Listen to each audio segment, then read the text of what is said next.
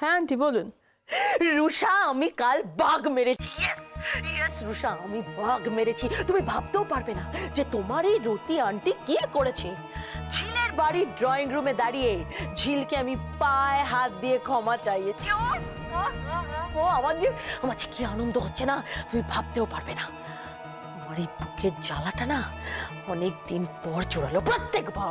প্রত্যেকবার ওই মেয়েটার কাছে আমি আমি আমি হেরে যাচ্ছিলাম।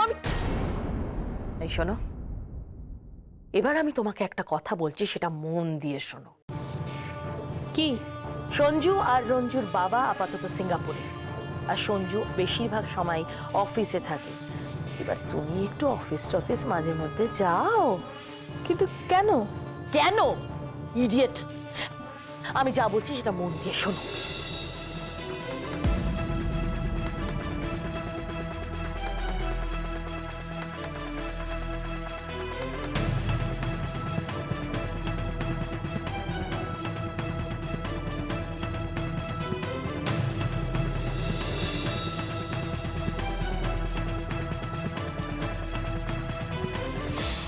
এবার বুঝেছো?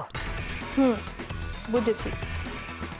যা যা করতে বলেছেন ঠিক তাই তাই করব। Good.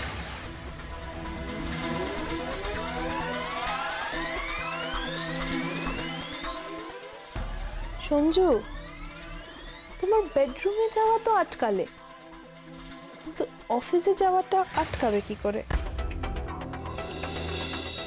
ও বয়, ভীষণ ইমেচিওর তুমি। ডোন্ট ওয়ারি, আমি আসছি।